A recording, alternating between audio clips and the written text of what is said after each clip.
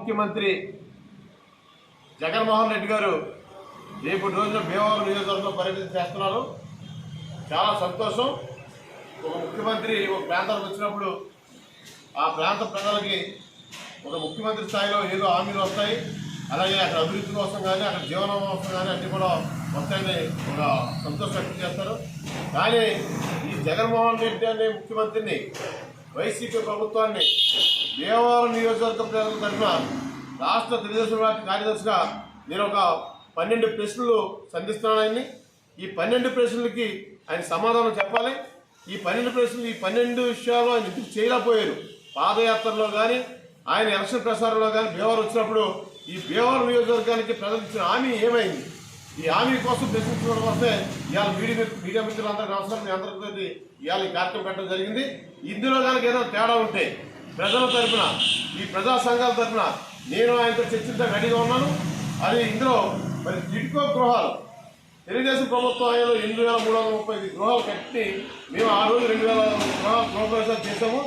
ఎక్కడా కూడా లోన్కి సంతకాలు కట్టొద్దు, అలాగే మీరు ఎవరికి డబ్బు కట్టక్కలేదు, మీరు ఫ్రీగా రూపాయికి నేను రిజిస్ట్రేషన్ చేసి మీకు వచ్చిన సంవత్సరం లోపే ఆ కార్యక్రమం అంతా పూర్తి చేస్తారని చెప్పిన హామీ ఏమైందని చెప్పేసి ఈ సందర్భంగా నేను ఆయన ప్రశ్న చేస్తున్నాను. అలాగే యనమల డ్రైన్ మీద ఉన్న బ్రిడ్జీలకి ఎప్పుడో చోట్ల మా తెలుగుదేశం ప్రభుత్వంలో అప్పుడు శాంక్షన్ అయింది, కానీ ఆర్థిక శాఖ అనుమతి రాలేదు. ఇలా ఎలక్షన్ వచ్చింది. ఆయన వచ్చిన 6 నెలల్లోనే ఆ కార్యక్రమం పూర్తి చేసి ఈ ప్రజలు ట్రాఫిక్ లేకుండా ఇబ్బంది లేకుండా చేస్తానని హామీ ఏమైందని ఈ సందర్భంలో స్పీడ్గా ప్రశ్నిస్తున్నాను.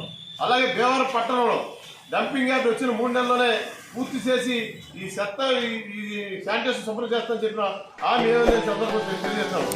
అలాగే మరి ఈ ప్రాంత శాసనసభ్యులు ఎలక్షన్ అయ్యేది కూడా ఈ ఓవర్ బ్రిడ్జి కాడి నుంచి అటు బైపాస్ రోడ్డుకి ఇటు ఎస్ఆర్కేఆర్ కాడికి ఫ్లైఓవర్స్ నిర్మించి పాత బస్ స్టాండ్ డెవలప్ చేసి ట్రాఫిక్ ఇబ్బంది రాకుండా సుమారుగా 360 కోట్ల రూపాయలు శాంక్షన్ అయిందని చెప్పిన హామీ ఏమైందని ఈ సందర్భంగా నేను ఇప్పుడు క్వశ్చన్ చేస్తాను.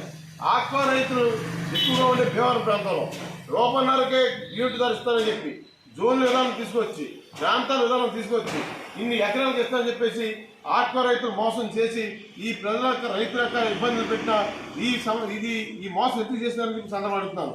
అలాగే టీడీపీలో 108 కోట్ల మరి అమృత స్కీమ్ని తీసుకొచ్చిన ఈ కార్యక్రమాన్ని ఇప్పటి వరకు పూర్తి చేయకోకుండా ప్రజలు ప్రాణాలు అంటే మరి మంచి సరిగ్గా లేక ఇబ్బంది పెడతారు.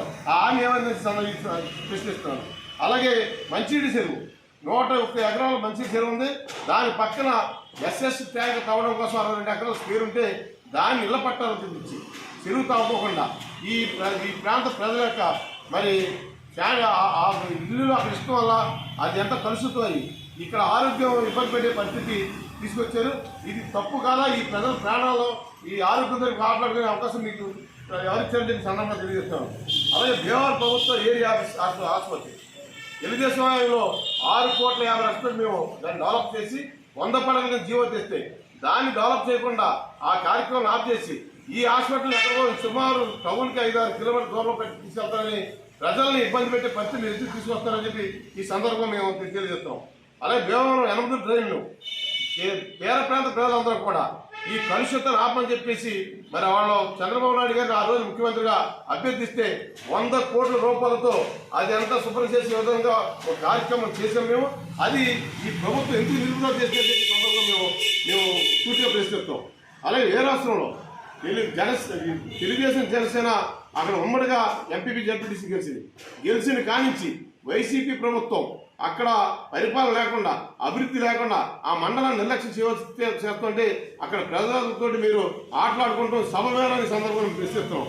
అలాగే భీమవరం పట్టణం అమృత స్కీమ్ అయింది, ఏరియా ఆసుపత్రి, ఇలాగే ఇవన్నీ కూడా మరి మున్సిపాలిటీ ఎన్నికలు భీమవరం మున్సిపాలిటీ ఎన్నికలు జరుపుకోకుండా మున్సిపాలిటీని అధికార పార్టీ వారు గుర్తులే వాడుకొని ఈ ప్రాంత ప్రజల యొక్క మరి వాళ్ళ పనులు అవ్వకోకుండా వాళ్ళు ఇబ్బందులు పెట్టి ఈ ప్రాంతంలో పరిపాలన లేకుండా చేయడం అనేది సబబా అని చెప్పి ముఖ్యమంత్రిగా ప్రశ్నిస్తాను. ఈ రకంగా మేము 12 ప్రశ్నలు సంధిస్తున్నాను.